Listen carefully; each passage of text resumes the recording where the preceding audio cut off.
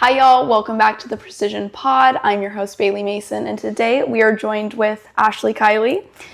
I am so excited to have you here. Genuinely, I have been following you. We kind of talked about this. I have been following you for about a year, and to be sitting on your couch, it actually is, what is that, imposter syndrome. Genuinely, what do you mean I'm in your house? My house this is your so house. Cool. Welcome. Oh my gosh, thank you. Thank you for having me. Yeah. Everything is perfect. We're filming it behind the scenes, so you guys will see this house, and you're gonna be amazed. Don't get too excited. No, don't get too excited. I think you don't understand the typical home is this is so elevated. Thank you. Yes. So right off the bat, I want you to tell me about yourself. Tell me, why we're here and all the things like that.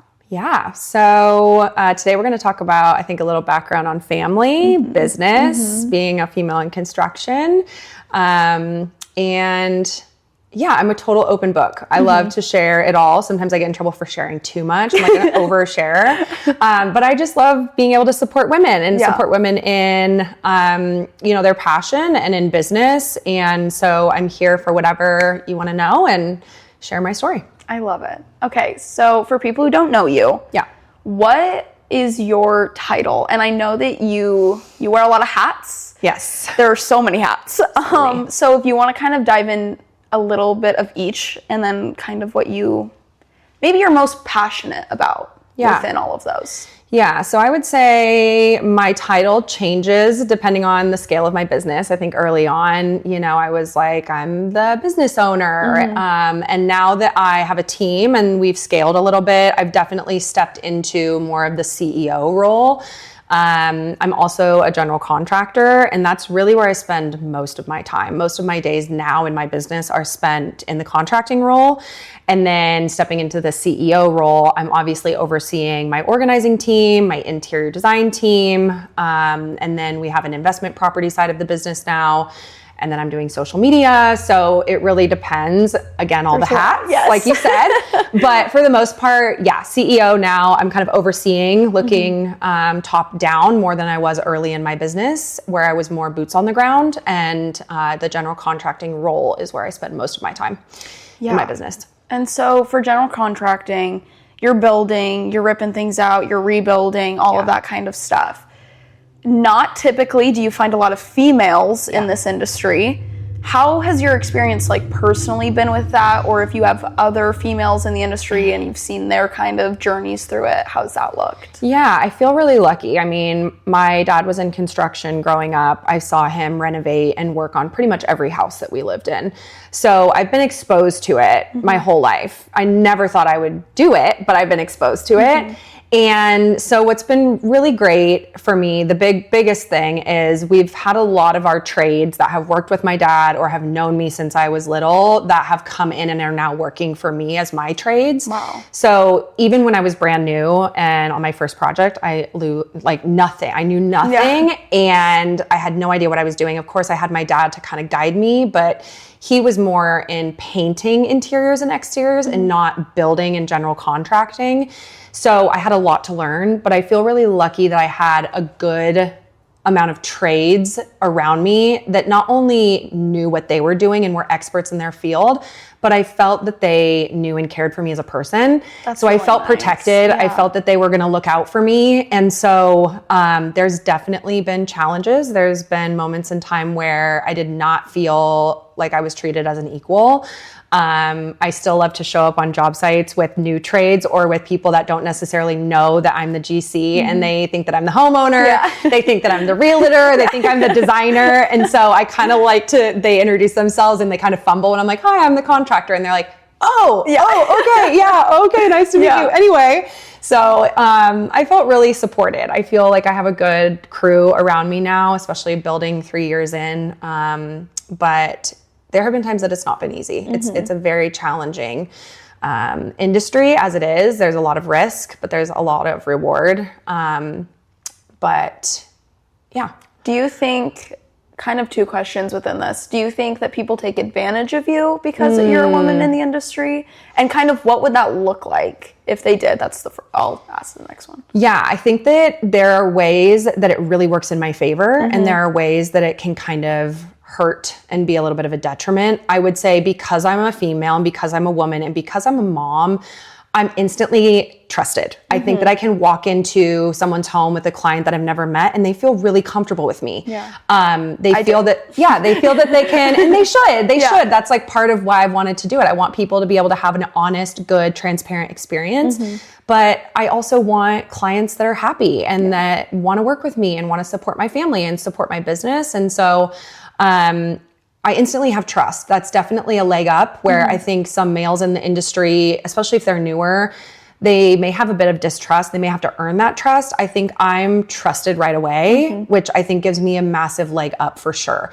I think that where it can kind of be a little bit of a detriment is because I'm trusted and because my clients, especially my women and female clients, feel comfortable with me, they can sometimes be a little bit harder on me. They're going to question or call me more because they feel comfortable coming to me and asking me questions about, hey, is this normal with the electrical? Like, hey, there's a hole here. Is that going to get patched up? I just don't know what to expect.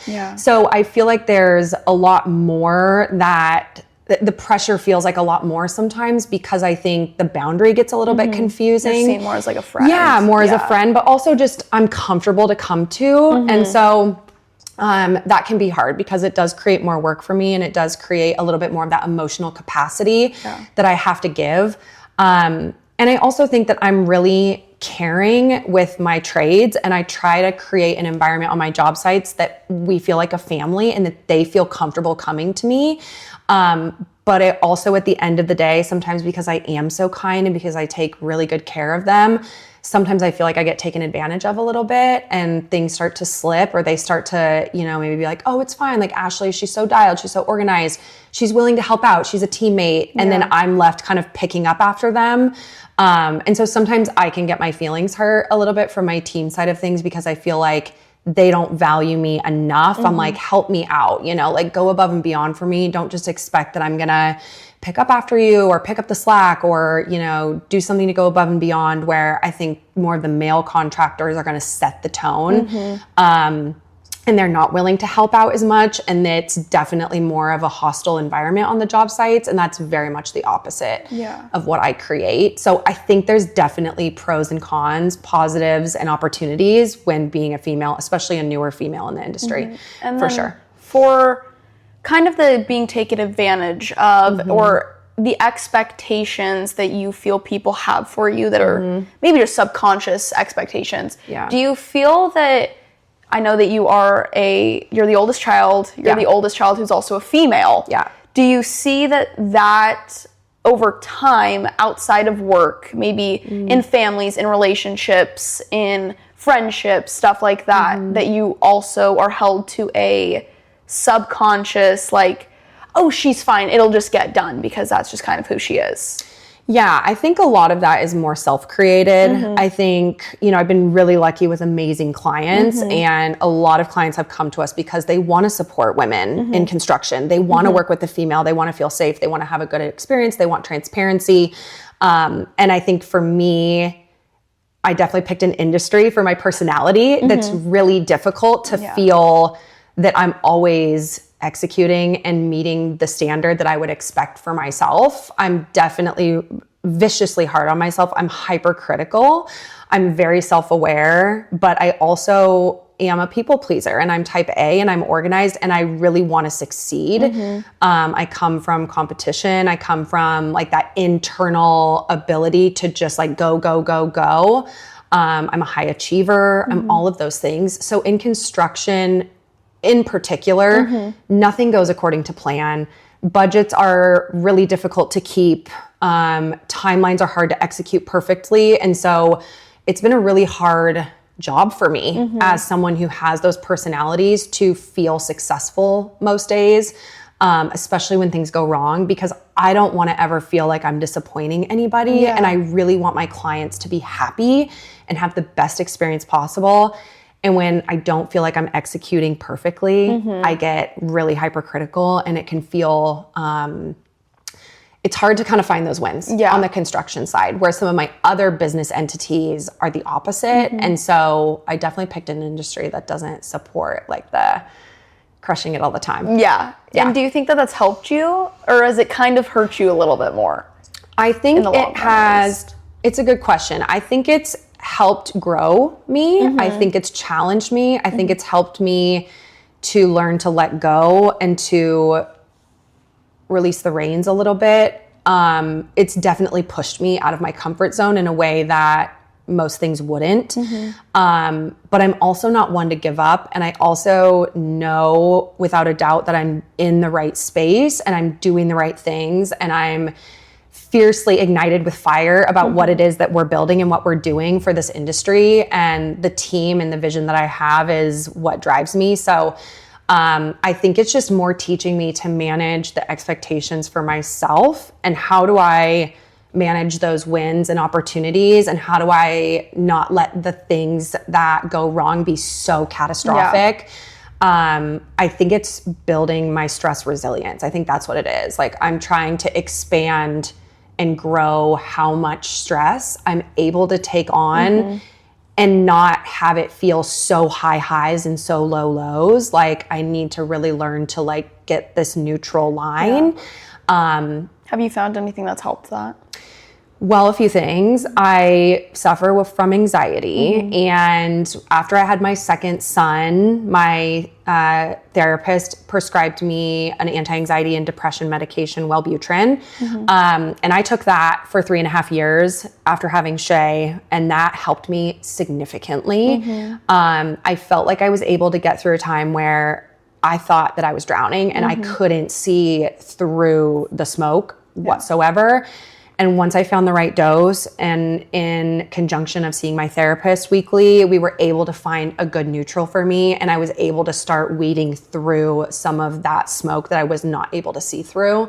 I went off of it for a year after about 3 years and just recently went back on it about 3 weeks ago because I was starting to feel that inability to breathe and that the smoke was coming back and I couldn't see through that. And I think it just ebbs and flows. I think as a mother who's building something, I have a lot of balls in the air. I'm building 5 different companies at once. Motherhood is out of control. Also can't control a lot of things with that. So for me, like when I have a lot of lack of control, things kind of are spiraling in every aspect, whether it's having a tough client that's exposing my insecurities or the boys are going through something, an injury. My 4-year-old just broke his collarbone 2 months ago, and that was really difficult. And so anti-anxiety meds have been really helpful for me. And then I have my tools in my toolbox, right? Like I have my working out. I work out 3 to 4 days a week. I'm trying to read at night. I'm doing red light therapy. I'm trying to slow things down, doing things that work with my hands, gardening, doing my floral arrangements. Like I have all the things that help me feel calmer in a time where things can feel like they're spiraling a bit.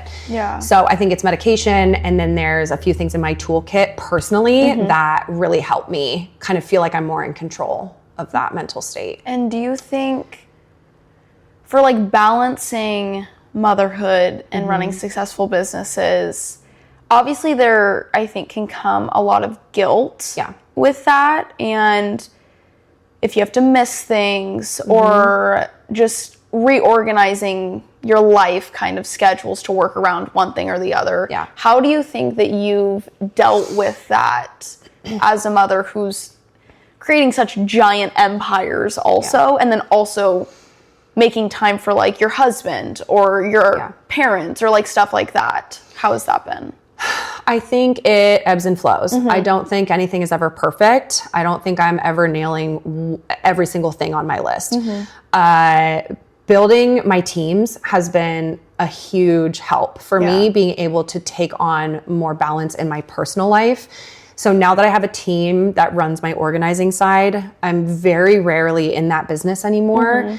My interior design team, they have their own clients. They run 80% of their clientele without me needing to step in and help. Having my dad on the construction side and having a project manager has helped alleviate a lot of things off my plate. So I think it's having a team that you trust. That takes time to build. So staying the course and finding the right team that also shares the same goal and understands that I am a mom of 2 very young kids and I don't want to be absent, but I also know that I don't want to be home all the time. So having a team that understands that, most of my team have kids and are women. So I feel really lucky to be supported by my team. Also clients, they understand that I'm a mom. My kids come with me to my job sites when they need to. When they have to stay home sick or when my husband's working. They just do. And so they come with me, we make it work. It's not perfect. It's chaos. There's a drill being picked up. Someone's trying to throw something out the window. And it's like total chaos. But my clients a lot of times will be like, they have kids too. So they'll be like, Luca, here, do you want to play with the monster truck? Come. And they'll like take the reins for me so that I can focus on their job. So building a team, absolutely. Having the understanding that I'm not going to be perfect. I can't be home 24/7. I also can't be everything to everybody all the time. Has that been something hard to like give up? Yes. Yeah. And I think it's the perfectionist, the type A, thinking I can do everything and thinking I can do everything perfectly is hard. So it's been a growth mindset. It's still going to continue to be a growth mindset. I don't think I'll ever feel like I'm nailing it perfectly. I think you have to release that expectation for yourself. And then I think it's also just being authentic and honest and being open to sharing where you're at with your team, with your clients, with your parents, asking for help with your partner, telling them that you're really anxious, telling them that you feel like you're not nailing it, telling them that you feel guilty, being able to share that openly and feel safe with your team, your parents, your partner, and your clients if it feels appropriate is really helpful. And that's something that's part of our core values. With my company is authenticity. And we do this thing with my team before meetings, before we step foot on job sites where we have a clearing. And it's something that I learned when I worked at Lululemon. I worked at Lululemon for 5 years. And it's really just a check-in, a quick check to say, is there anything that may be holding you back today from being present, from being yourself, or that may hinder the vibe or the environment that we're stepping into. And so there have been many mornings where my clearing has been tears with my team of like, we had a really hard drop off. My son is struggling with school.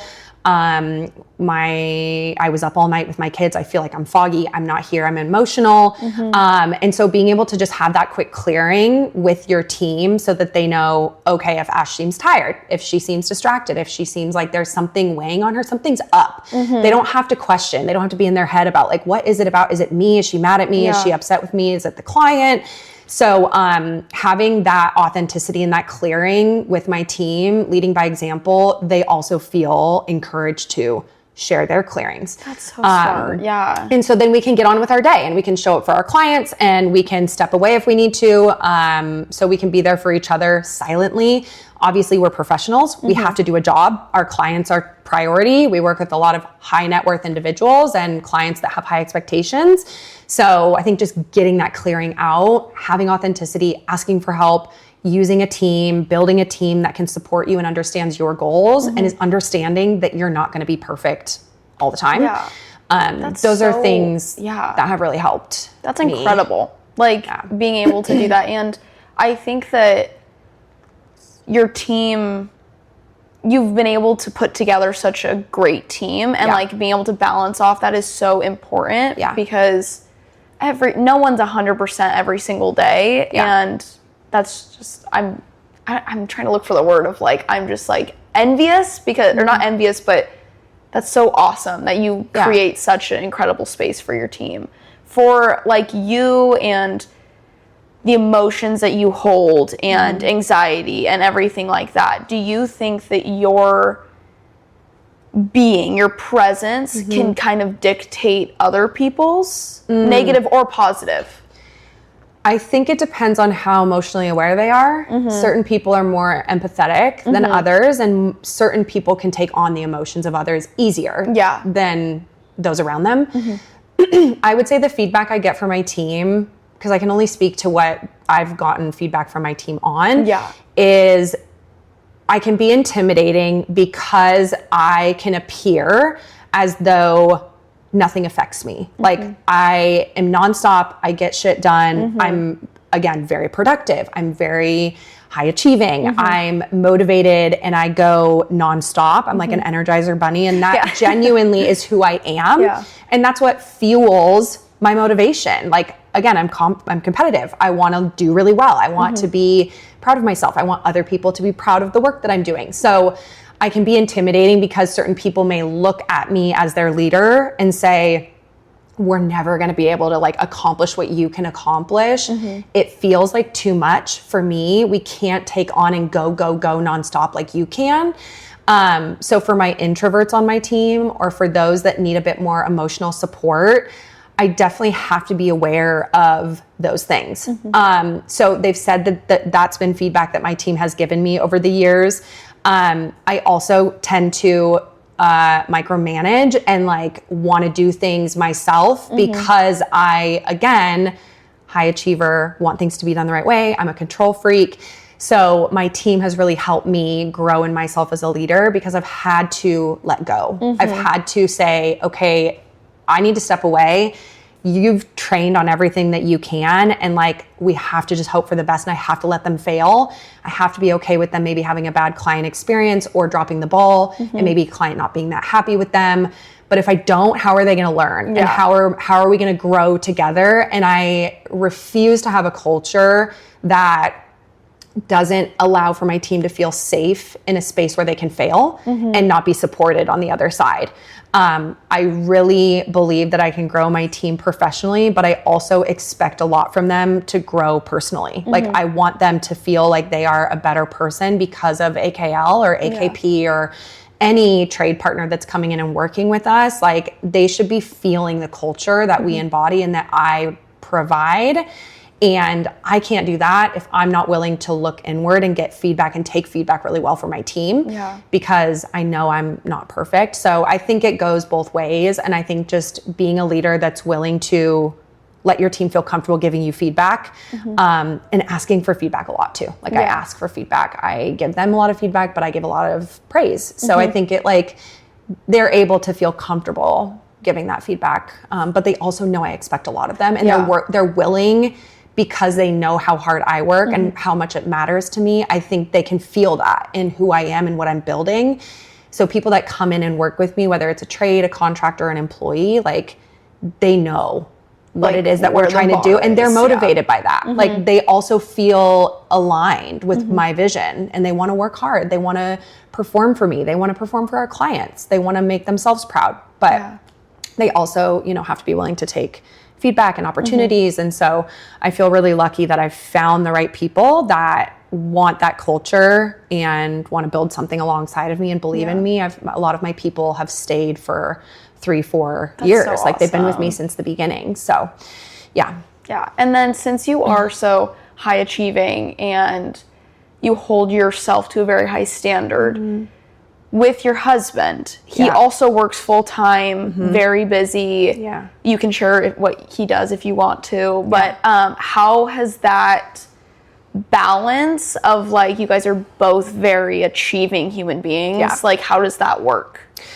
So my husband works in the NBA. He works in professional sports on the player side of things. And he's in a very demanding role himself. So it's a lot of coordinating. I think it works well for us. We are very similar in the way that he likes structure. I'm a planner. We communicate a lot with each other. He's also very hands-on. He's very hardworking, not only at work, but at home. So he doesn't just come home at the end of the day and like sit on the couch and do nothing. He cooks dinner every single night. He is getting home, asking me first thing, what do you need from me? Do you need to go work out? Do you need to take a break? How was your day? How are you feeling? Do you want wine? Do you want a cocktail? Like he's very much intuitive to what I need. He grabs the boys and is like, do you need to get out of here? Do they need to get out of here? Let's go play basketball. I'll take them to club sport. I'll take them to swim. Like, what do we need to do? Right?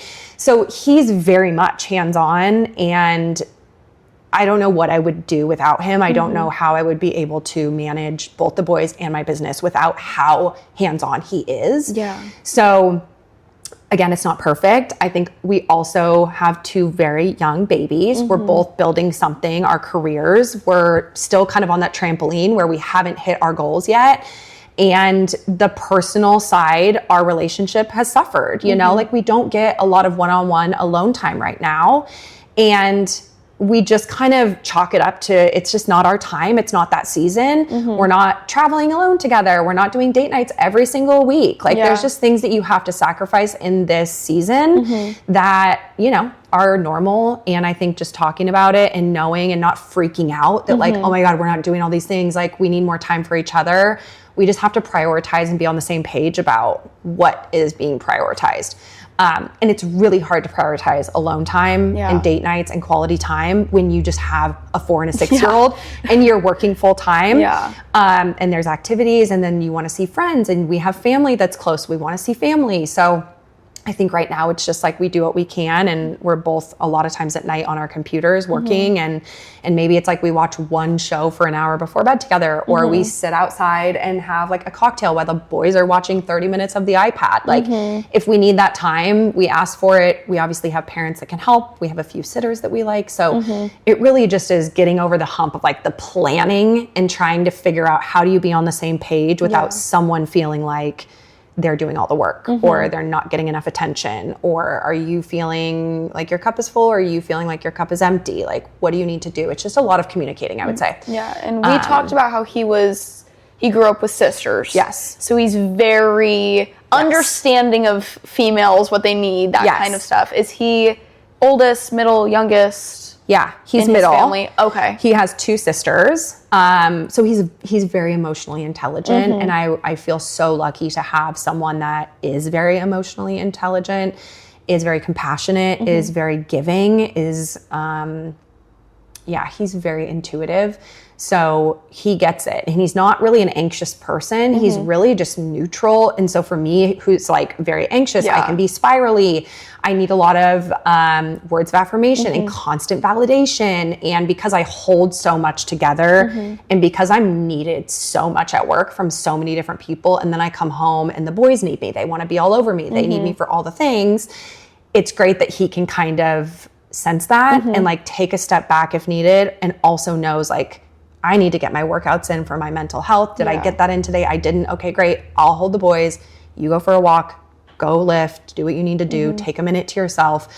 So he's really giving in that way. And I give his mom and his sisters a lot of credit because he's amazing at that. That's incredible. Definitely like a baseline for you, which is so important. Or like roots, I guess. Yeah, he's like a rock. Yeah. Where I'm like, it's spirally. He's and like, it's fine. Yeah, everything is fine. Here's a cocktail. Yes. All good. Take a minute, regroup, refocus. And are both of your guys' parents still together? Yes.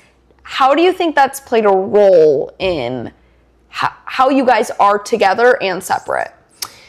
Yeah, and our parents are very different. My parents had us very young, so my parents are younger parents. They're in their 50s, and his parents, having him as the middle child and 3 kids, are older.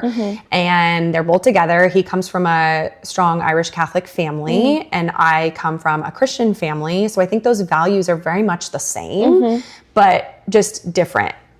So, you know, there's that. I think that having time together with both families, especially having family close, is really crucial to getting time with the boys, but also time together. I think, again, like our values are very similar. And I think going back to that value, it keeps us aligned on what those values are. And it also makes it easier when you're parenting to know that you're both on the same page, especially with like the deep core values. Again, there's things that like we're arguing over parenting and like, you know, we're trying to navigate that together. But from like a values point of view, our families are very much aligned in that way. That's great. And my parents they've been always very upfront about like, it's not been perfect and there's never been, you know, sunshine and rainbows every single day. We've had to work at it. We've had a lot of times where we questioned whether staying together was the right thing.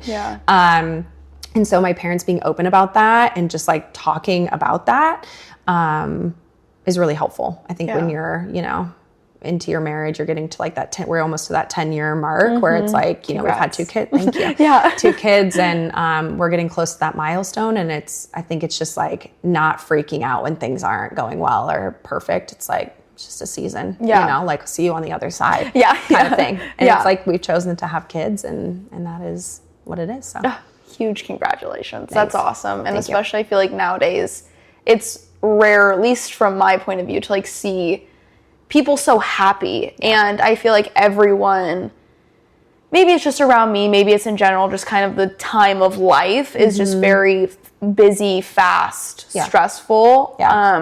And so I think it's very cool that you guys are so connected, even if you're not like, oh my gosh, like we're together every day, every second. Like there's still a very mature level to it. Yeah. And I think that's really important, especially as a business owner, having that kind of person.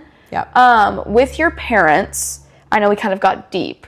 For the more like fun, lively side of things, your parents, and when you were in high school, you cheered. I did. How long did you cheer before college? So I grew up as a gymnast. So I think I started gymnastics at like 3 or 4. Don't quote me. Mom, pipe in. When I started. But I was very young. I only remember gymnastics like from a very early age. And I did that until I was about, I think, middle school age. I was 12. I had a bad injury. I broke my elbow, had pins, dislocated, like really tough injury, and tried to go back to gymnastics after that. And it just never felt like it was the same. But at the same time, I was also going through that period of time where like middle school friends were really important. Everyone was getting really social. And I was in the gym all the time, had to leave school early, was studying, you know, in all of my free time. So it kind of just naturally progressed to, I think it's time. I don't think I want to do this forever.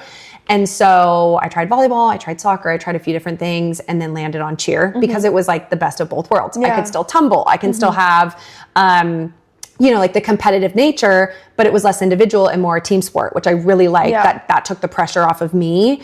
But there was definitely core values in gymnastics that have stayed with me. I think have like shaped and formed who I am. A lot of that was because of like gymnastics culture growing up. So I think I started cheering competitively like at 13. I cheered for high school 1 year and I was bored off my ass. It was like not enough for me. It was a good experience, but I did competitive cheer, from middle school all the way up through high school. Did you do a gym in Oregon? Yeah, Thunder Elite. Okay. And where'd you go to high school? I went to high school at Canby. Oh, okay. And you cheered there? I cheered at Canby for a year. I think it was like my sophomore year. Did varsity cheer, and I was bored. I mean, that compared to Thunder Elite is very different. Very different, competitive, like sideline dancers, like DCC, right? Like, could never be that. I was not a dancer. I was very gymnastics, heavy stunt, very competitive oriented. So I did competitive cheer, and then did that through college, a few years of college, and then was done. And we, like, you kind of talked about, like, you left school early. There were definitely those, like, that go instilled in you. Do you think that kind of followed you into adulthood of, like, this needs to happen, this needs to happen, this needs to happen, I need to work for this, and, like, beyond, like, just your natural personality, like, that also had to do with it? I'm sure it played into that. My dad is very much the same as me. Okay. So he's very type A. He's very like detail oriented, OCD, will like really get into something and go all in and obsess over it. He's very driven. He's very motivated. So there's definitely like a nature versus nurture. I'm sure the gymnastics competitive nature of, you know, perfectionism, having to work really hard, the competition aspect of it. Those are definitely things that probably were elevated and have made me who I am. But there's definitely that aspect from DNA and genetics and, you know, who my parents are too. And I can kind of guess this answer, but what kind of student were you? Like, primarily in high school? I was a student that had to work really hard to get good grades. Okay. It was never easy for me. My younger brother, he's very smart. And so he didn't have to try very hard to get good grades, but he was never motivated, where I was very motivated and had to work really hard to get decent grades. Like, I was never a straight A student. I really struggled my first year of college. So yeah, I had to work really hard. I was always in math lab. I sucked at math. I was never good at writing. I wasn't good at reading. Like I just never, the school thing was not a natural gift that I possessed. Academics was never easy. Do you think, well, I guess your boys aren't in like grade school yet, are they? So Luca just finished kinder. So he'll be first grade next year. And then our 4-year-old will be in pre-K. So they're very early in school. Are you sending them to public or private? Private. Yeah. So this is my question is, do you think that your school or the current education system of public school played a part in how you were as a student? I don't think so. Okay. I don't think that private curriculum or more of a demand would have made a difference for me. I think it is just the way my brain works and just not being good at school. Yeah. And so you made the choice to go to college. Yeah. You cheered in college. Yep. Tell me about that experience. Yeah, so I think I had like 4 or 5 colleges on my list in my junior and senior year of high school, and they all were cheer schools. So I was choosing school strictly based off of cheer. I wasn't picking based off academics or my major or anything like that.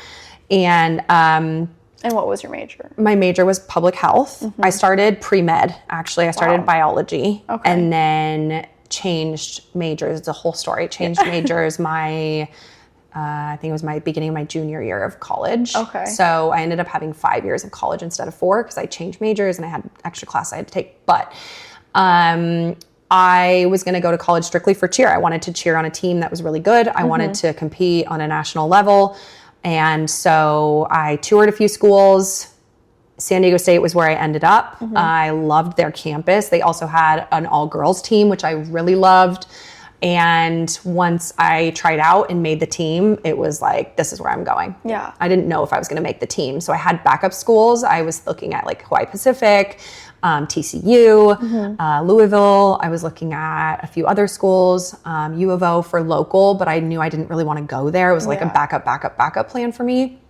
And then I don't think they compete, do they? They don't. And they're more sideline, like dance, right? And that wasn't my thing. I wanted stunt. I wanted to compete. And so, yeah. And you guys won a national title, didn't you? We did. Yeah, we Congrats. won. D1. Thank you. D1 NCAA. It was 2008, 2009 season. So as a freshman, I was really lucky to win. Nationals as a freshman. That's so cool. Yeah. Was that a crazy experience? Crazy. Yeah. Amazing. Where were nationals? They were Florida. Okay. Yeah, Disney World. Wow. Yeah. I always get confused because competitive cheer was Dallas. Yeah. NCA? Whatever. Yeah. I forget. My brain, I like 2 kids. I don't remember. But so we won my freshman year. I feel really lucky that I got to do that. It was an amazing experience, just like instant tears. Like what a bonding experience for a team. We worked our asses off. You don't realize in college as a competitive cheerleader how hard you work. I think people don't understand competitive cheer and what really goes into it. We're in the weight room.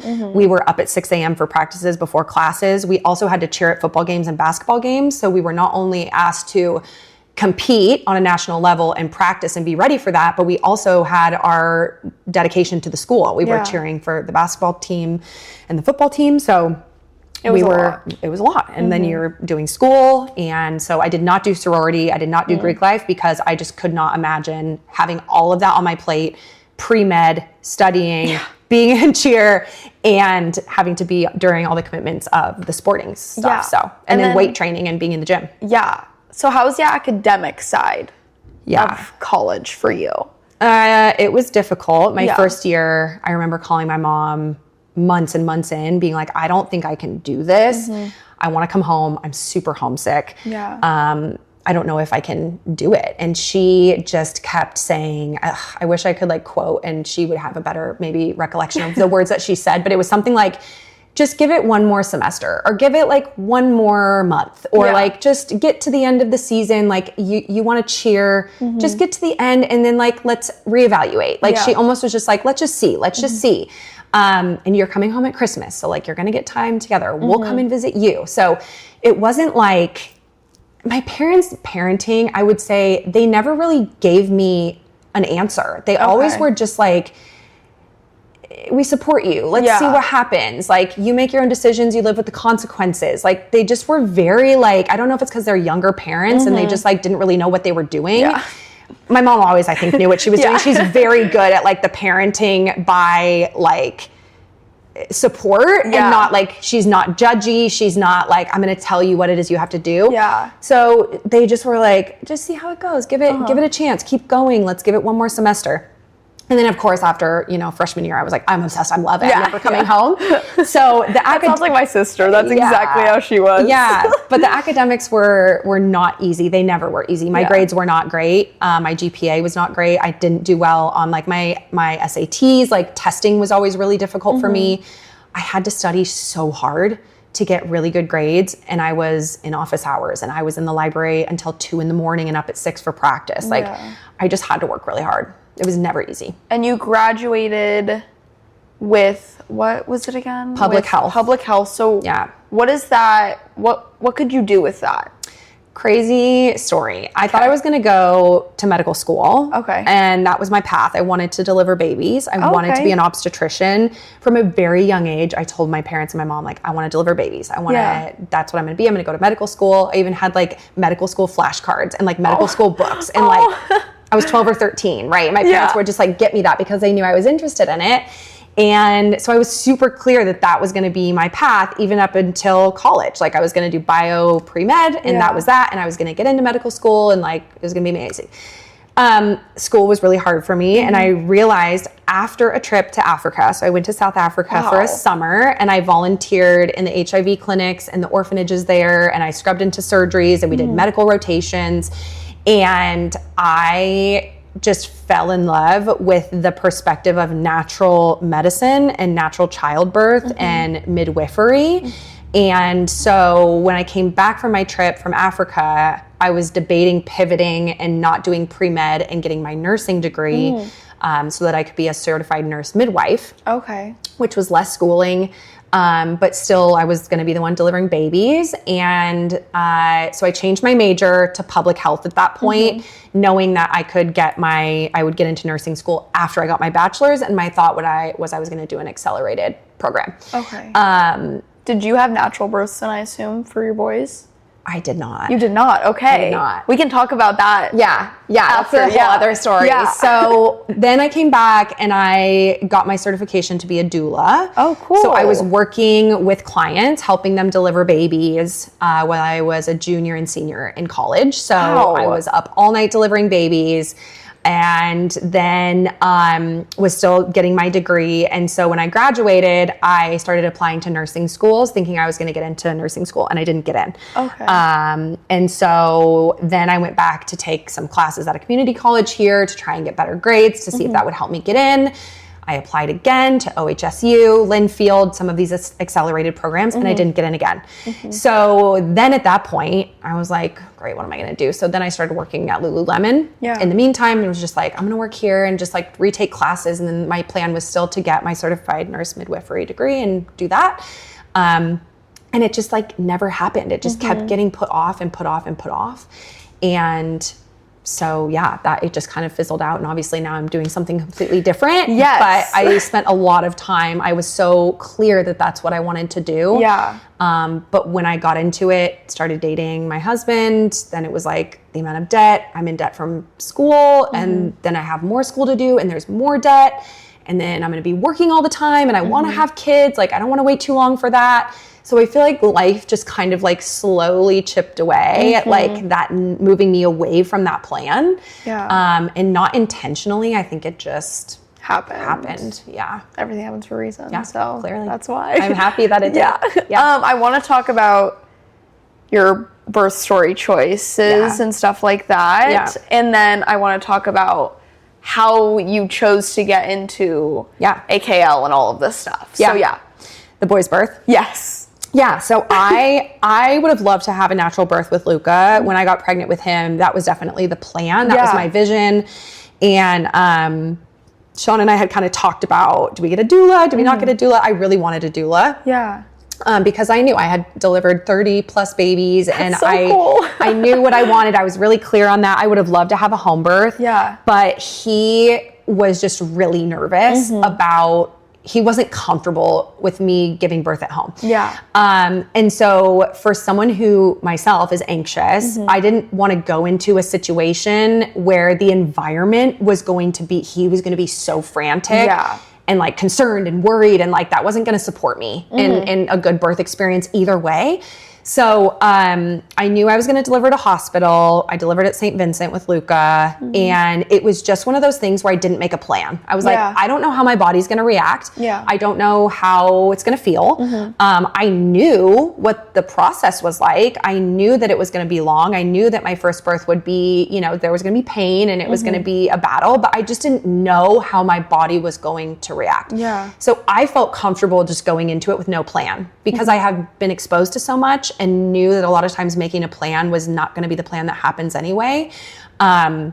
My pregnancy and my births were very un-Ashley-like. It was very like not controlled, like no plan. We didn't know the gender for both of our boys. Oh my gosh. Yeah, like I just didn't want any plan or any control over it whatsoever. So I ended up having a really tough birth with Luca. I was 2 weeks late. They induced me. My cervix was clamped shut, would not open for shit. Gosh, So I ended up having a C-section with Luca. Wow. Yeah, having a C-section with Luca, and that was awful and horrible, and the recovery is terrible. But then with Shay, it was a cool experience because I was able to have a VBAC. So I delivered vaginally after having a C-section, safe birth, no complications. So I got to have one of each, which was great. So 2 very different birth stories. So, and that's crazy because you knew like... Both medicated. You knew. I got epidural for both. Obviously the C-section, I had to have the epidural. And then with Shay, I was able to labor mostly naturally on my own. And I was alone in the hospital all night because Sean was here with Luca. And by the time he got to me in the morning, I was like at 9 centimeters, was getting the epidural really quickly. And then like 30 minutes later was pushing. So I was able to do it mostly unmedicated with Shay, but then got the epidural to push at the end. And so, That's crazy. No plan. That is so, was that like, I know you said you wanted no plan, but like, was it like calming to not have a plan for it? Or was that like, there's too much going on? I think it just depends on your intuition. I would say like working with so many women, like having their babies and helping them through the labor and delivery process and like the planning process, because when you're a doula, you start really early on. You help them make a birth plan and you help them talk through like, what is it that you feel passionate about and what do you want to leave up to chance or leave up to like just being in the moment. And so I think it just comes down to intuition and preferences and having someone like a doula who can guide you through what to expect and help you plan for what could happen or what the process looks like from checking into the hospital. How do you track your contraction timing? Those things are really, I feel really important early on, and to have that support person to talk to you about what to expect so that you're not going in completely blind.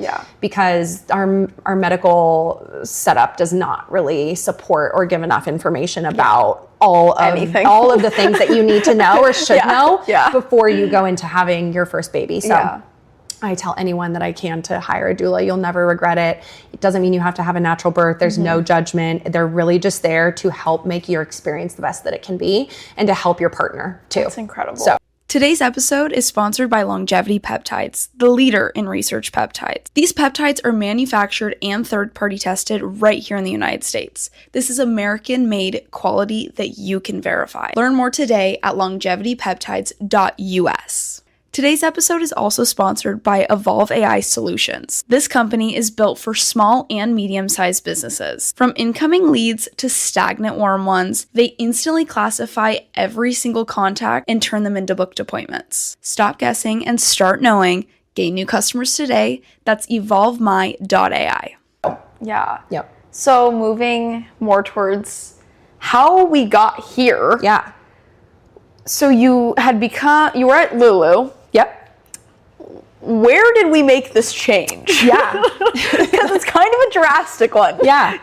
So AKL, I always say, started by complete accident. Okay. I never intended to own a business. I never took a business class. I don't have a degree in business. Yeah. I had never considered myself in adolescence or growing up as creative. Yeah, I always, really? Never. I thought that I was like the least creative person. In my eyes, like I wasn't good at art. I wasn't good at like vision. I never really felt good at that as a child. So this was very shocking and surprising to me. Yeah.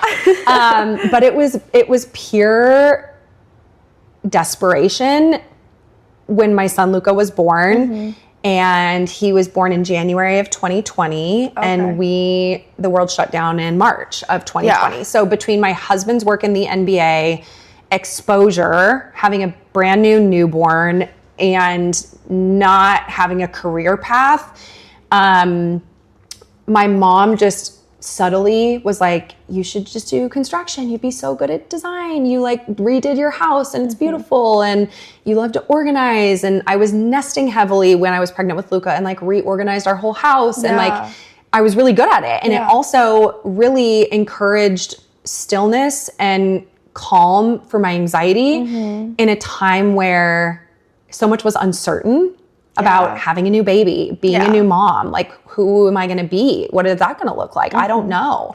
So it brought me a lot of peace organizing. And how old were you when you had Luca, or when you started the business? So I had Luca in 2020. So I was 30. Okay. And then I started my business in 2021. Okay. So I filed my LLC paperwork in 2021, February or March, I believe. And because I had worked at Lululemon, and because I also taught spin at Burn Cycle for 5 years. So I was a spin instructor at Burn Cycle. I had like a built-in community on social, small, curated, but I had like the right clientele built in when I started posting about some organizing around my house and my parents' house, that it sort of just took off, and friends and family were like, oh my God, you're doing this now? Amazing. We would love for you to do that for us. So I started charging $30 an hour and was like, if I can just make $50,000, which was what I was making at Lululemon a year, and like work less, we're going to be totally fine. And so Sean and I were like, if we can just do that, you can do this and you can like do it as little or as much as you want, but we have to work, you have to make the money. And then, you know, we have to figure out how we're going to do childcare with Luca. So I was working a lot of evenings and a lot of weekends. When Sean would come home, I would then have consults at like 7 p.m. at night with clients. And then I would organize their homes on the weekends. And it just grew really, really fast. And I knew that once I started getting bigger projects, I was going to need a team because they were just going to take too long. And I didn't want to take on the amount of physical and mental stress on my own by being on these projects and tearing people's homes apart, as you do when you organize, for weeks at a time. I needed it to be days. And so I knew I wanted to bring in a team and build a team so that we could do bigger and better projects. And so I had that vision and that skill set from Lululemon, from leadership and hiring and recruiting, that I put into practice really early on when I was building my team. And how long were you solo? I was solo for maybe 4 months. Like, oh, wow. Not very long at all. Yeah. Yeah. And then I started bringing in org assistants really quickly after that and started training assistants. And then eventually brought my lead in, Anna, and she was an assistant for a while. And now she's been my org lead, and she's been with me, I think, about like 3 years. Wow. 3 or 4 years. Don't quote me. It's like a blur. But so now she runs essentially the team and that whole side for me. That's awesome. And so I did that solo with my team for 2 years. I wasn't doing any design work. I wasn't doing any remodels. We weren't really doing social. We were just word of mouth. We were referral based, and we were just posting on Instagram and getting clients through that. And so you, 4 months in, you're building your team. Yeah. You never have taken any business classes. Like, no. I know, and for those who don't know, your mom's a business coach. Yep. So she, I assume, has a lot of that kind of business forward mindset information. When you were deciding to bring people on, did you bring them on as contractors or as employees? How did you make that decision? Where did you look for that information, that kind of stuff? Yes. So I had never taken a business class, but Lululemon, I will say, is really great at teaching you entrepreneurship. It feels like a small business, even though it's a really big business. So because you're in the stores and because the store I worked with, we built it out from the very beginning. So we were running our own P&L. We're posting on our social media and managing our own store social media account. I'm hiring and recruiting, interviewing and training my own staff. So as an assistant manager at that store, I'm learning a lot of these like entrepreneurial leadership skills. So I took a lot from that.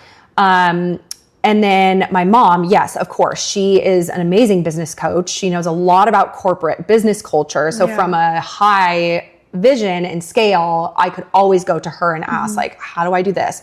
What's a bookkeeper? How do I manage my own bookkeeping? And so she could kind of help guide me on some of those little things early on. But it was a lot of just learning on the fly and trusting my gut instinct and like doing everything myself from the very beginning.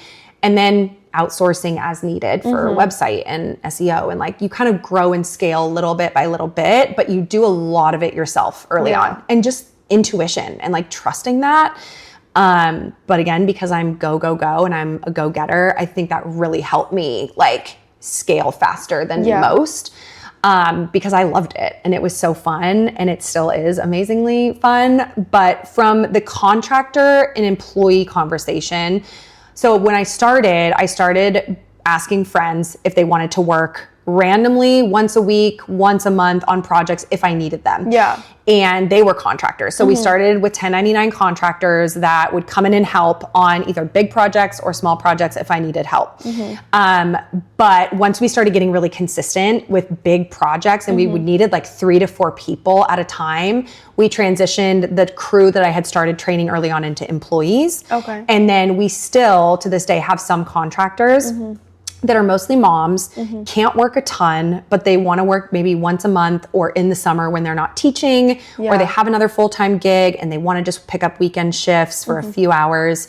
So we have 1099 contractors on the organizing side still, mainly for the moms so that they can have flexibility to pick up their own shifts, decide when they want to work, come and go when they please, because I never want them to feel like they have a part-time or full-time gig that takes them away from their family if that's not what they want, if they're not in that place yet. So mostly employees, still a few 1099 contractors. And then on the construction side, we sub everything out. So we are subbing everything out to our trades, except for my dad and I. So my dad's an employee, he's the project manager, and then everything else is subbed out. So I'm not demoing, I'm not doing tile, he's not demoing, he's not doing tile. We found that our time is better reserved now that we've scaled to project management and oversight and just having our trade experts execute for us. So, and do you love working with your dad? It's the best. Is that fun? Yes. Yeah. And then with your mom and like the business coach part of it, is it really, I would assume at least that it's really like nice and helpful to have someone with all of that knowledge like right there.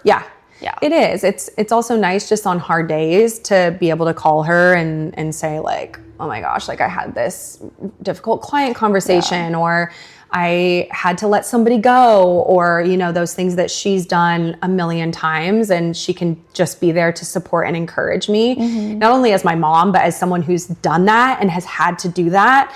And she genuinely, of course, wants me to succeed. She wants the best for me.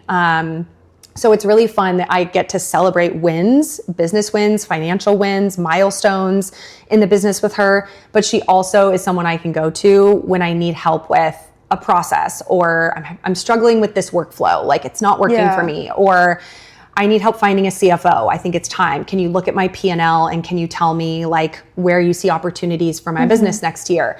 And so she was actually the one that introduced me to my current CFO, and she knows a lot of people in the industry. She has a lot of clients that are in the construction world. So she gets it. And it's nice to have someone who is my mom, has experience, but also I can share wins and opportunities with. But that's she can incredible. Also help give me feedback on like, hey, I think, you might be missing this, or maybe dig in and look closer at this. So that's awesome. For your construction or your contractor licensing or is there a process for that for the org portion of it? Or for training or for licensing? Yeah. There's not. So there's no like professional degree for organizing. Like, and it's really not rocket science. Yeah. You would think that it would be so easy to run an organizing business, and it really isn't. Yeah. Especially when you're talking about really elevated, high-end, super aesthetic organization. It's difficult to do, and not everyone can do it well. And I would say we're absolutely the best of the best at it in Oregon. And you kind of said that you weren't like creative, like or that kind of thing. So how much of it is just textbook knowledge of like this looks good, or like feel, I guess? Yes, it's so funny that you say that, because it does feel like a super creative. Like I feel really creative now because with design and org, it's a lot of Tetrising, but it's a lot of that feel. Like you've said, it's like there's a natural ability to put things together in a way that looks beautiful. Yeah. Not a lot of people can do that. And it isn't a skill that I believe can really be trained. I think that you need to have a natural ability to understand how things come together, whether it be color scheme, textures, layers. You need to be able to see that and know that instinctually. But then there's the other side that can also be taught, which is we use this type of bin. We use this type of basket. This is how I like the framework set up. Here's our rules for gold standard at AKL from A to Z. I can teach those things. But the design portion and the aesthetic and the eye and the intuition of how the scale feels and how things come together, you have to have that naturally. And I definitely have that. I didn't realize that I had that. I always liked putting things together, and I've always been really minimal. I always liked to decorate my room. I was always having my dad repaint my room. I wanted to change the way my bed fit in my room. Like I was always doing that as a kid. I just didn't realize that that was a creative outlet for me. And the organizing piece is really difficult, and that also you have to have that ability to see things, but it also can be taught. So we have a really specific way that we do things at AKL, and the way that I've built out my training process for my team to execute in the way that I would expect it to look has taken time, and I've worked really hard on those training materials and giving that to them to help them feel empowered to know without guessing, this is how Ash expects things to look. But it's a combination for sure. The things that are harder to teach definitely take time. And for your contractor license, how long does that usually take? So it's a self-led course. So it's a bit like real estate in my understanding, where you study and then it all comes down to an exam. So I banged it out quick. Once I decided I wanted to do it, I did it in, I think it was like 5 or 6 weeks. Wow. Yeah, I studied every single day, read through it, and I knew a little bit about construction at the time, but took it and expedited my training in 6 weeks and passed my exam the first go. And then, you get your license, and it's pretty much feast or famine from there. That's awesome. Yeah, there's not a lot of training and support, I will say. It's an industry that is very hard to make money. It's very hard to make your profits, and it's very hard to not lose money on mistakes early on, because it is high stakes poker. You're cutting into someone's wall. Your contracts are anywhere from $70,000 to $500,000. So it's definitely feast or famine, and it's hard to make money and to do it well. So I feel really lucky that we have no investors. I've never taken a dime. I've never raised capital in my business. I've been self-funded from the beginning, and I've managed to pay myself a living wage since the day that I started this business. And we've only had to take out one small business line of credit when we were really tight on cash a few times, but we have no outside investors. I'm sole owner of this company. So to be able to say that and have 3 different entities, 4 with AKP, 5 with social media, and know that we don't have any debt and we don't have any money owed to anybody else, like feels really cool and awesome. That's incredible. Without having any business degree or any experience. And I am absolutely not amazing at finances. I'm gonna just tell you that right now. But I feel really proud that I was able to get us to that point and have never, especially with growing a construction business, who have never been in debt, never needed an outside investor to own a portion of my company. That's so inspiring. So, yeah, and with like such giant things that you guys are doing, like there's definitely, I think, a lot of people that would have to do that, or like would choose to maybe instead of build, jump right into it, but then be like, I'm going to take all this money out. Yeah. And that's just really cool that you didn't do it. Like you did it very like authentically and naturally, or like organically, which I think is really cool. And then with the price of everything being more expensive, but I feel like definitely the cost of materials going up. Have you had to change your pricing structure or your quotes or stuff like that? And then how has your market been affected or kind of reacted to that change? That is a very good question.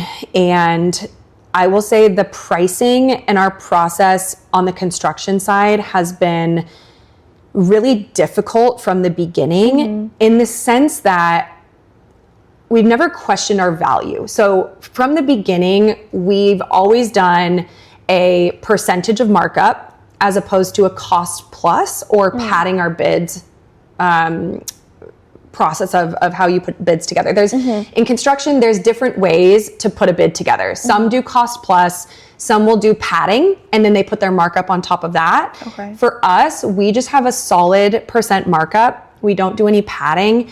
And so we've been a very transparent process from the beginning because I knew, being new, I needed to be able to control profitability and margin, but I also knew that I wanted to get into this and be a contractor that could open their books to the client and say, here's a transparent bid. Here's exactly what it's going to cost.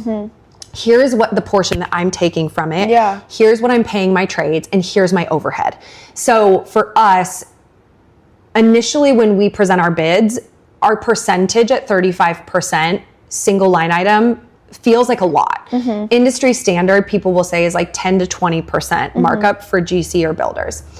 But what they don't understand is it's not linear. So if you have a GC that's 10 to 20%, but they're padding their bids and then they're putting 20% on top of that, they're actually pocketing, or their margin looks closer to 40%. Wow. So there's all these hidden nuances and fees that come into a construction bid or estimate that it's really difficult to get bids from 3 different contractors and have it all be apples to apples because there's so many different ways that contractors do it and how they make their money. So for us in our process, we have always been one single line item, transparent bidding, open our books, you know exactly what we're making. We want our clients to feel like they know what our fees are. The value that we provide has never been a question. We are so amazing. We go above and beyond. We provide cleaning services. We have snack carts. We take care of our trades. Well, yeah, you got us Starbucks and pastries, and I'm like, oh my gosh, no one's ever offered me anything like this. That's so sweet. Our timelines are really tight and dialed. We are within 5% of what we bid versus what we end on, and most of the times it's due to unforeseen change orders. So our bids are extremely accurate and they're really transparent. And so we do a lot of educating with our clients about how to understand a construction bid. So it's not only like, are you working with us and getting an amazing experience?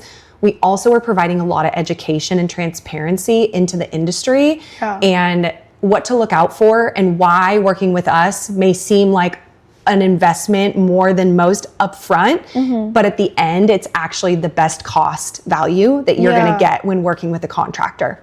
That's incredible. So it's the fees and what we charge and how we track profitability, we've changed over time due to like growth, but also our CFO has now come in and she's been a godsend about helping us with project profitability tracking.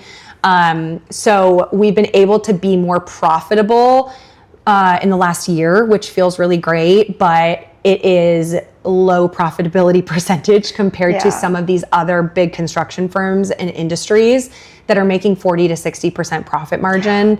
We're lucky and celebrating in construction if we make 25% profit after it's all said and done. So we're a small business. And again, we're profitable. So that's amazing. But we're working and growing to try and build that profitability, but in a way that doesn't sacrifice transparency and isn't taking our clients for a ride or overcharging or gouging them behind the scenes without them knowing about it. Like, that's what I'm not in the industry for. That's not what I'm ever going to be about. And so I do feel like sometimes, unfortunately, our transparency bites us and they end up going with a cheaper bid or they end up going with a contractor that said it was a 20% profit, but then they end up $100,000 over budget, or they end up 4 months over timeline because they went with that contractor and didn't invest with us. So that is tough when we have to walk away from a project because we were so transparent and we put so much time and energy into it that we're not making money on, just to make sure that our clients feel comfortable and understand the process. So I would say those are the hard parts about sticking to our core values and being different in the industry, but also having to spend a lot of time educating our clients on what construction industry standard looks like. Yeah, and for you guys right now, you just kind of got into like full home remodels, right? And so would you ever want to expand into like new construction? Would you ever want to have like a full construction company, like that kind of stuff? Are you enjoying the smaller maybe kitchen or even whole home, just interior kind of stuff? Yeah, the goal is definitely to be a custom home builder. So that is where we're going. That is where we will be eventually. But again, controlling that profit margin and allowing us to be self-funded. We're moving at a slower pace because I don't want to go into debt or take any outside investors or owners in my company unless I absolutely have to. And so in order to do that slowly and profitably, we have to move slower than I would love. So the next step is finding land and probably building a spec home. That's kind of our dipping our toe into building an entire home. Semi-custom, we could do a spec, we could do a semi-custom. It could either be for ourselves, we could buy the land, we could do it, we could fund it, and then we could sell it. Or a client might come to us and say, we have the land, we want to work with you as the builder. We have the land and the plans, will you build it? So it kind of just has to be right time, right place, right person, right cost, right investment. And so we're definitely going there. I have all these visions of an office one day, and we're doing custom homes. We have an amazing design team in-house, and building that culture that we've worked so hard for as a small business that feels really tight knit, and scaling that into not having to work from my couch every day, from my living room every day. Have your whole team. Literally, my team is here, like having wine when I walk in at the end of the day. And I love that. Like, I love it so much that my team feels comfortable when they're like working in the garage doing inventory. They can just like come in and pour themselves wine. Like, I love that. I live for it. But yeah, I have a very clear vision of like, we're going to be big one day. And right now it's just about like, how do I continue to preserve what's important and not rush it and put the cart before the horse? Because again, construction is so easy to lose money on, and you can go into debt so easily.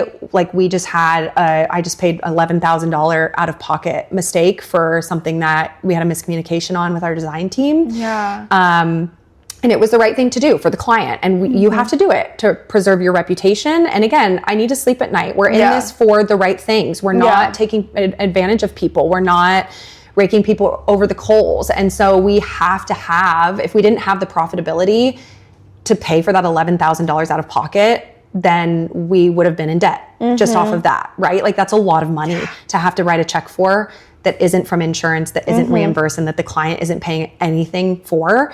So we have to do it in a way that's controlled, that we can continue to pay our team and grow our team, and not be trying to build these massive, beautiful homes in Portland, Oregon at, $5 million with no money to spend. So we're getting there. It's just going to take time. And I think, like, obviously your clients, like, you have that, you can look at everything, like, we're not hiding anything.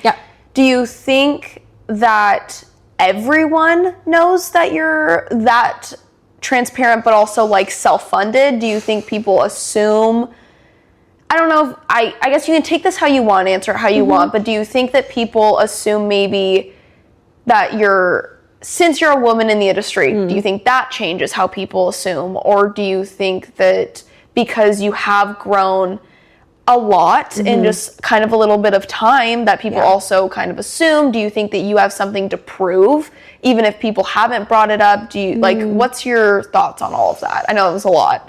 But No, totally. I think that because of social media now these days, and because so much is out there in the highlight reel, as we know. And there have been times where I've ebbed and flowed. I think now that we've grown our page so much, I feel more intimidated about being more vulnerable and sharing more behind the scenes things. Where before we had our big growth boom, I was a lot more open to like getting on social stories and sharing hardships about motherhood and business ownership. And I think that because I've stepped back a little bit from sharing more of that behind the scenes vulnerability, personal business, etc. I think it would be safe to assume there's probably a lot of assumptions about what people think my business is, or whether we make a lot of money or don't make any money. I would actually be really curious. I try to not project or think too much about what other people are thinking or assuming about me and my business without knowing me. But I think it's just natural. I think people just see, you know, the highlight reel. And I do share a lot on Instagram. I share my kids. I share some behind the scenes stuff. I share all of our projects. But I still think there's assumptions for sure. I think people would probably guess one way or the other. Like, oh, wow, she's crushing it. Like, she's so perfect. She has everything. She's got it all together. She's fit. She's beautiful. She has an amazing family. And, you know, I'm sure people assume that. Because it is a highlight reel and you see all of that. But the people that truly know me and know my heart and know how hard I work, obviously are the only ones that are going to gauge and get to know that and see that side of me. I would say, I think as I get older and as our page grows, I do feel a bit more protective of like myself and not sharing as much because I don't want to open myself up to judgment. I also know that there's just a lot of backlash and scrutiny and bullying that happens online for people that have a bigger following. Thankfully, I haven't experienced any of that. I haven't had any super mean comments or anything about like my character. So I feel really lucky to have the following we have and not feel like I'm getting bullied or anything mean being said about me. Which is so sad because it's so common now. It's so common. And so I do feel like I'm more protective, and I feel a bit more protective of what I share. I feel a little bit more uneasy about what I share. I question it a lot more. But I would be curious what people would assume based on just like what they see, especially about my business and being a female in construction. I'm not sure. I don't know what people would say, but I think, I'm sure they would assume either profitability or not profitable, or what's the experience like. I don't think a lot of our clients understand the construction industry in general. I don't think they understand how people charge. I don't think they understand what they're paying a contractor for. I definitely wouldn't. I don't think they understand where the fees come in. I don't think they understand the benefits of it. I don't think they know our process and transparency unless they work with us. I would love to share more about that because I am such an open book, and we talk a lot about it, like I said, internally with our team, with our finance team, our CFO, our construction design team, but also our clients.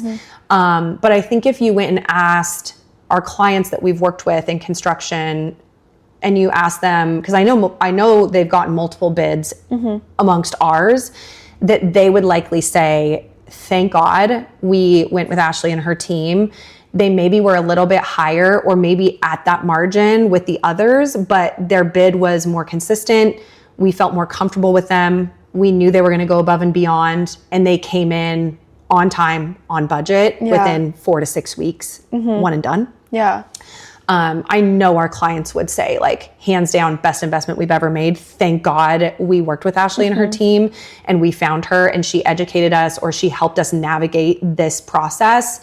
And that makes me feel really good. I know without a doubt what we're doing is one of the best in the industry, if not the best and the most transparent. And so I'm really proud of us being able to stick to that from day one. And that's hard too when you've grown so much too. And you want to make money. Have that. Yes. You want to make money, and I want to like provide insurance for my team. Like, I have things I want to build here for my team. Like, I want more money in my business so I can take care of my team so that I can make more money. Like, I haven't paid myself much more since I started. Like I haven't given myself a massive raise. Like I'm just paying myself the same thing every month. Like I have business goals, I have financial goals, but again, it's really hard to be transparent and still increase your profitability without your clients feeling like you're taking advantage of them. Yeah. And it feels like the companies that are making the most amount of profit and the most amount of money are not being transparent at all. And it's working for them. So it's a really hard, I struggle with it a lot, you know? Do you think that the maybe like customer loyalty of big names help with that? Or I guess like for contractors and builders, I don't know, you'd know more than me of if there's some that are like, people know it off the top of their heads, or do you think that that kind of adds a layer, even if they are not being transparent or anything like that? I think so. I think, of course, in Portland too, it's a small market. There's the big builders have been around for a long time. You know, they've been in the industry 20, 30 years. Yeah. So they have a lot more experience than I do. You know, they have like a massive leg up in the amount of time they've been building their business. And again, it's not always the same. Like their business may have been in debt or filed for bankruptcy at one point because they weren't doing it the right way. They didn't have the right margins. So I think, big names, just like brands, are recognizable, and you're going to go to, consumers are going to want to go to a brand because they love that brand or they've heard good things about that brand. The buzz around that brand is really good. The marketing is really good. So I think there's definitely people that will go to a builder or custom home builder because of either referral, reputation, or brand name. And I think eventually we will be one of those brand names for sure. Especially being a female builder, I want people to come to us because of that. And I want clients to start prioritizing females and putting money into our small businesses, mom-owned, female-owned, and especially women in construction, because there are a lot of us that are doing amazing things and doing it bigger and better than anybody, and are still expected to not be paid for the amazing service we're providing. And I don't like that. So I do have a lot of female trades, and I put money into our female painters, our female handywomen, our female wallpaper, our father and daughter plumber team. Like I try to find as many female trades so I can put money for our clients back into those trades, because I pick the trades. I pick the ones that are providing the work for our clients. So we'll be there one day. Incredible. We'll be a name, and I'm hoping that we can, collect more females in the industry. I would love one day to have like some sort of nonprofit or something that can have a trade, like schooling, internships, something for like females in the trade, where I can partner young women with electricians, with plumbers, with carpenters, with tile team to learn, and then they can just work as employees for me and be like, we can be a fully led female builder with like female trades in-house. That would be like the most amazing thing. But again, I have so many visions, so many ideas, so many goals, so many things I want to do. But that's good. That's why you keep expanding and moving forward, is because you have eye on the ball, but also eye like down the road. So, and now I have like my finance team that like keeps me in check, and they're like, we're not going to do that right now. That's a great idea. Pocket that for later. But and you can say like, you can give an exact if you're comfortable with that, or you can just say like a lot or a little. But when you first started your company, how much money did you have to put into it? That's a good question. And I really didn't put in, like I didn't have like $10,000 that I put into it. Like it was just kind of slowly. Like I said, I paid myself $30 an hour. When I was getting paid through invoicing, I would pull out like that 20, whatever that percentage was for taxes. I remember there was like a certain percentage that I had to like pull out and reserve for taxes because I wasn't paying quarterly taxes at that time. So I didn't have overhead, because with organizing, I'm just the person going to the house. I'm billing for time to put together a plan. I'm invoicing 100% of materials up front. I'm doing all the ordering. I'm picking up the materials. So there really wasn't any overhead. It was just my business license, my LLC filing of paperwork, which is like what, $250? Yeah, something like that. So I just slowly invested, I very little invested in my business the first year. I knew when I was bringing in a team that I would just charge more for their labor. So I knew I was always profitable because my time was free. Yeah. So I didn't invest an amount per se. It just was a slow trickle. And then when the business had money in it, then I was like, okay, now I need a bookkeeper. Can I afford to pay her? What's her hourly? And then I would start to reserve money, and I raised my rates really quickly. I mean, I went from charging $30 an hour a month later to raising my rates like $100 an hour, $75 an hour, $100 an hour. So I raised my rates really quickly based on a conversation I had with one of my like interior design friends of a friend of a friend at that time. So it wasn't like a lump sum. It just was over time. And then because my business had no overhead, I just like slowly put all the cash into the business and then slowly scaled and put money into the website. And then I was doing photography. And then it was like the branding and the slow things that you just start investing your money in. Yeah. So. And you started your business, were you living in a house at that point or an apartment? This house. Okay. And you and your husband bought this house? Yep. So when you got done with school, with college, did you directly move into a house like right after, or no? What was that time frame? So I moved back in with my parents for a little while, I think after college. Yeah, I lived at home for a while. And then I got an apartment in Lake Oswego. And rented an apartment, 2 different apartments in Lake Oswego, or 1 apartment in Lake Oswego. And then Sean and I got engaged when we were both in apartments in Lake Oswego. And then when we got married, we moved into our apartment. We rented an apartment over by Whole Foods in Bridgeport Village, which was close to the practice facility for him. I was working at Washington Square, so it was really close. And then from there, we bought this house. Okay. Yeah. That's awesome. Yeah, so we rented apartments for 2 years and then bought this house. And his parents helped us with the down payment on this house. Okay. So we would not have been able to afford it ourselves. They helped with the down payment. Yeah. And was that like a stressful thing? I have a lot of people in my life that are kind of getting to the point where they're looking at homes or deciding if continuing to rent is a good idea. And obviously now is a little bit different than when I assume you bought this house. Yeah. But you're also so tied into that realm of homes and stuff like that. So like, what's your advice for those people? I think it really just comes down to the finances you have available. I think coming up with that money for the down payment is the hardest part, right? Because sometimes, depending how much you can put down, you're paying the same in rent as you would be paying for the house. And of course, you need furniture, and you probably maybe you want to paint, and like there's certain things you want to change about the house.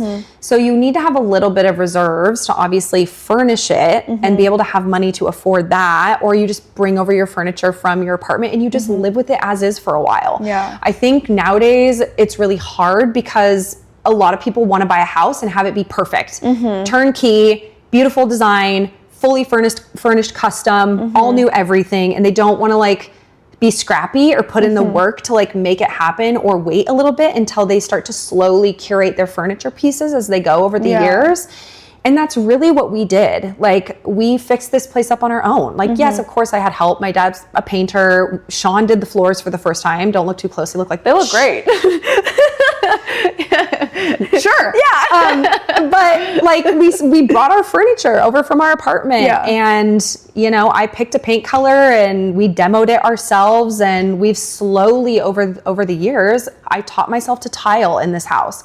I've done wallpaper myself. I've painted and done the boys' rooms myself. Like, I've slowly taught myself how to do things here because we're on a budget. Like, we don't have the money to just completely blow out this house and renovate it all at once. Yeah. We did lipstick on a pig for a while. Then we got new windows. Like, when you start to be able to afford them, you invest in your home over time. So I don't really have advice on like, now is the time. The market's good, do it now. Yeah. I think it's more the advice of be okay with it not being perfect. Definitely invest in something that needs work, that's older, that you can fix up and put sweat equity in over time. And be okay living with the furniture that you have, and like slowly invest your money in your home over time if it's the right time for you. And then it's like finding the down payment. Do you have the finances to get a down payment on a house that has similar, if not less, or a little bit more of what you're paying in rent? Yeah. Right? Like, you have to be able to live. Don't be cash poor. Don't be house poor. I don't personally feel one way or the other, like renting versus owning is the right move for everybody. I think it's just personal to finances available, and then releasing the fact of like, it's not going to be perfect turnkey. You can't afford it when you're just starting out. Yeah. And find something that's going to probably be a little ugly at first. Yeah. You know, like this place was a dump. Have a vision. Yeah. This place was a dump. Like it took time to like make it look how it is now. So. Yeah. And so, and I feel like it also will make you more proud of your space, and that it's now like you walk in, you're like, wow. Yeah. This did not always look like this. Yeah. So, and you can make it your own. Everyone has their own style, and it allows you to try things out and test things. Paint colors can be changed. Like furniture can be changed. Wallpaper can be removed. It's all temporary, and it's like, just go for it. Like have fun making it your own. Yeah. You know? That's incredible advice. Yeah. And looking around, like, we were talking about this a little bit. It's very like clean, aesthetic, organized, very you. Thank you. But you were like, disclaimer, like there's stuff in this and there's stuff hidden over here. And so I want to talk to you about like consumerism. And I also see there's a minimalist book on the table. And you've always, like you said, kind of been a minimalist. Yeah. I'm very much a maximalist. It's a problem, like very much a problem. What advice do you have for people that are like, no, I need this bag for ever, or like memory, like that kind of stuff? What do you think? Yeah. I mean, we work with a lot of clients in the organizing world to get rid of things and to make a space feel more calm and less cluttered and chaos free. So, you know, I think it really comes down to what's important to you. Like if you feel comfortable in a space that has tons of color and like you're a collector of things and you want to display them, or you love colorful books, like we love that. We want that for you. Like we are really just there to help our clients have the life that they want and feel calm and confident and chaos free in their space, however that looks for them. That may mean just finding solutions for hidden storage for their kids' toys, so they don't just have it scattered everywhere or on a shelf. But still being able to have tons of maximalist books or collections everywhere. Some of our clients love fashion and they want to have 58 pairs of black denim. Like, I love that for them. That's totally fine. And we're going to find a way to display it and help them access it as best we can with the space they're given. So I think the biggest advice I give to clients or friends or family that are like, oh my God, you're so minimal, how do you do it? It's like, that's just me. And that's how I feel calm in my space, is like, I don't like to have a lot of things. I like things to be organized. I like everything to have a home, because I feel at peace and less stressed if I can have that environment for me. Some of my other friends love to have fashion, or they love purses, or their kids have a lot of toys and that makes them happy. And it's like, okay, so we just need to figure out a way for you to live in the space that you have in a way that allows for easier pickup for your kids. Or we need storage solutions in your closets. Maybe we need to do custom closet solutions to add more storage for you behind the door.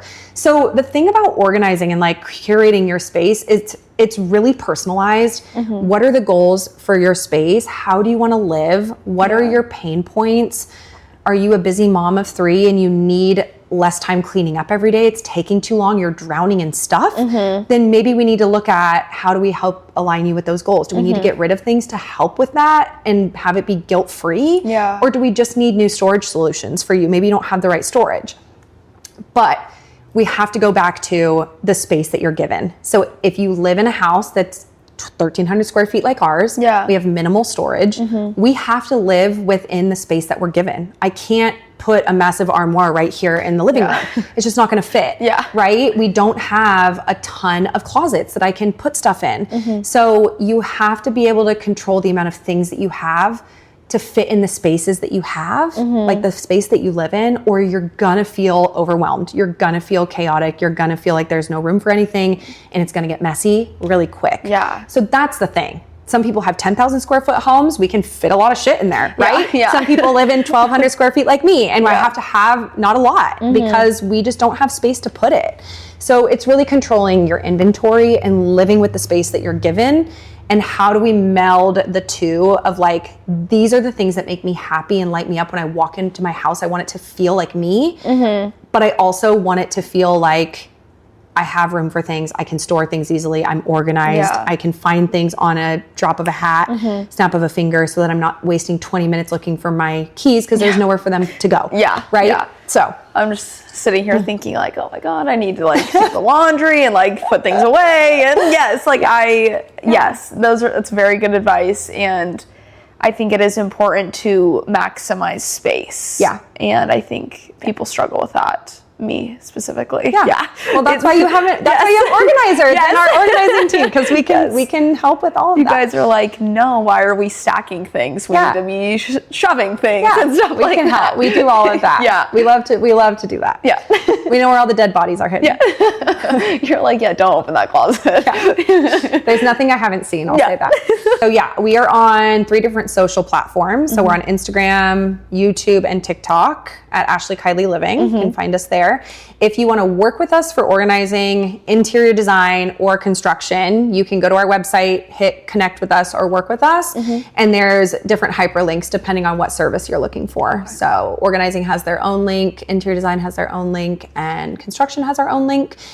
We offer complimentary consultations across the board via Zoom. Awesome. So we don't charge for consultations at this time. That might be changing. So get in while you can, while we're doing it for free.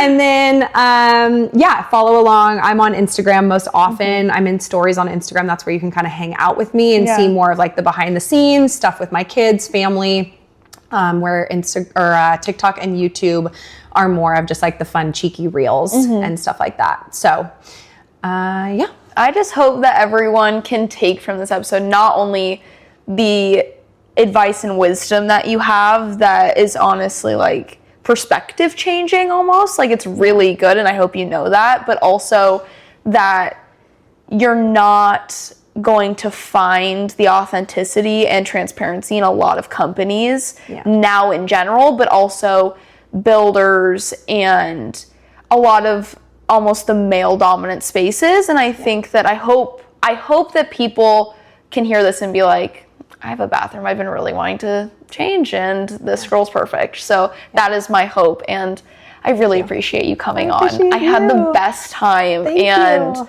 I'm so excited to see like what's next because there are so many goals and some that we didn't even talk about that I'm just like, whoa. Like that's so cool. So yes, thank you so much for coming on. And Thanks for sharing my story, letting everyone hear, behind the scenes. And it's so much easier to talk it through, like in this setting. I think I get like a bit overwhelmed by all the things I do, especially when it comes to sharing on social. Cause it's like, what, am I sharing interior design? Am I sharing construction? Oh, I'm like struggling as a mom today. It's just kind of like you get a bit paralyzed having to do it in quick, short snippets. And when everything social like crosses and you have like one platform for everything, like, can get overwhelming. So I appreciate the conversation and letting me share. Of course. Thank you.